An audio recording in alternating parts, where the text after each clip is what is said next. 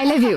Voter ID কার্ডের একটা photocopy আর 2 কপি পাসপোর্ট সাইজ ছবি নিয়ে আসো। আই লাভ ইউ টু কইতাছি, যাও। ভোটার আইডি কার্ড দিয়ে কি করবা? বর্তমানের রিলেশনের উপর আমার কোনো বিশ্বাস নাই। বিশ্বাস নাই ঠিক আছে বুঝতেছি, কিন্তু ভোটার আইডি কার্ড দিয়ে কি করবা সেটা তো বুঝতেছি না। আরে ভালোবাসার চুক্তিপত্র করুম। ভালোবাসার চুক্তিপত্র মানে? চুক্তিপত্র বুঝো না? সরকারি স্ট্যাম্পে ভালোবাসার একটা চুক্তিপত্র হইব আমগো। চুক্তিপত্র?